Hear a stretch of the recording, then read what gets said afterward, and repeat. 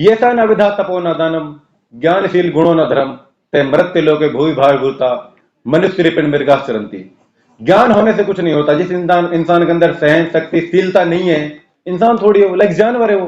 हम जज्बाती हैं, ठीक है। हम भगत सिंह के फॉलोवर हैं। तो मैं आपको एक बात बताना चाहता हूं, एक कहना चाहता हूं, ठीक है। इस कदर वाकिफ है मेरी कलम मेरे जज्बातों से, इस कदर वाकिफ है मेरी कलम मेरे जज्बातों से, अगर मैं इश्क भी लिखना चाहूं तो इनकलाब लिख जाता हूं। इस बात को कहने में मुझे कोई झिझक नहीं है कि माइनॉरिटीज के ऊपर हमले हो रहे हैं और खुले तौर पे हो रहे हैं। जो इंस्टीट्यूट है हमारे, उनको बदनाम किया जा रहा है। वरना आप इसी मंच पे आप देख सकते हैं कि सब लोग हमारे साथ, अलग अलग मुख्तलिफ ऑर्गेनाइजेशन से, अलग अलग रिलीजन से हम साथ हैं। लेकिन जो भी देश चला रहा है, चाहे आप उसे शाखा बोल लो, संघ बोल लो, आरएसएस बोल लो या बीजेपी बोल लो, जो देश चला रहा है वो ये चाहता है कि माइनॉरिटीज यहाँ पे दफन हो जाएं। लेकिन ऐसा होगा नहीं।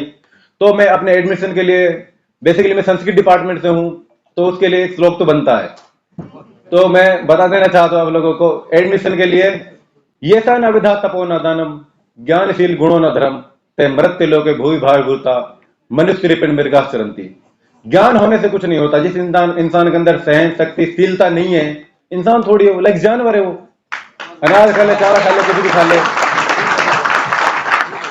और इसी के साथ सारी बातें मेरे दोस्तों ने बता दी हैं। और हमने स्टूडेंट है। हम स्टूडेंट तो क्या कर सकता है, आप देख सकते हैं अपने बॉर्डर वाले मुल्क में भी। मैं ज्यादा नाम नहीं लेना चाहूंगा, लेकिन स्टूडेंट है, हम जज्बाती हैं, ठीक है। हम भगत सिंह के फॉलोवर हैं। तो मैं आपको एक बात बताना चाहता हूं, एक कहना चाहता हूं, ठीक है। इस कदर वाकिफ है मेरी कलम मेरे जज्बातों से, इस कदर वाकिफ है मेरी कलम मेरे जज्बातों से, अगर मैं इश्क भी लिखना चाहूं तो इनकलाब लिख जाता हूं।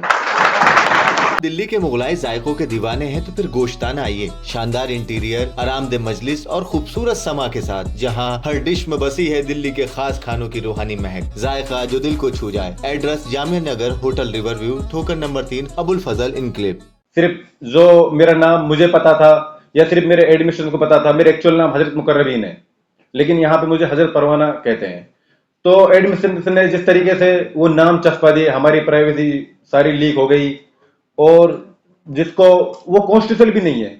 हमारी जो जितनी भी 5-6 मांगे हैं, अगर एक भी इनमें अनकॉन्स्टिट्यूशन हो तो आप पूरी मत करो। ये सारी कॉन्स्टिट्यूशन है, हमें राइट है प्रोटेस्ट करने का। अभी सुबह को क्या हुआ, मेरे अब्बा जी जो मेरे फादर साहब, उसका मुझे कॉल आता है कि पुलिस वाले मेरे घर पे आए। तो मुझे पता ही था, घर वालों को थोड़ी पता था। पुलिस वाले मेरे घर पे आए तो मेरे फैमिली को जाके बोलते कि आपका बेटे का जामे से एडमिशन कैंसिल हो गया। मैं क्या जवाब दूं? आप बताओ मैं क्या जवाब दूं? मैं घर वालों को कैसे सेटिस्फाई करूं? मेरी सारी फैमिली के जो मेंबर सब बाहर रहते हैं, सिर्फ अब्बा जी और अम्मी और छोटी सिस्टर वो घर पे रहती हैं, उनको मैं क्या जवाब दूं? मेरा नाम हजरत परवाना है। मैं जामे मिल्लिया इस्लामिया मजलिस स्टूडेंट विंग AIMIM का प्रेसिडेंट हूँ। साथियों, मैं आपका ज़्यादा वक्त नहीं लूंगा। आपको तो मुख्तलिफ सी बातें हैं जो हमारे साथ घटी हुई है, सिर्फ वो बताऊंगा। 2 मिनट का वक्त लूंगा, प्लीज मुतवज्जह फरमाइए। साथियों, हमें यहाँ से जानवरों की तरह घसीट के ले गया जो दिल्ली पुलिस थी, वो आपको सब पता ही है। तो हुआ ये कि हमें अलग अलग थानों में ले जाया गया, हमारे मोबाइल छीन लिए गए थे, ठीक है। हमें ऐसे लोगों के साथ रखा गया जो लाइक रेपिस्ट होते हैं, कैदी होते हैं या टेररिस्ट होते हैं। हमें उसकी शक्ल देखने को अभी भी एक घिन सी आती है।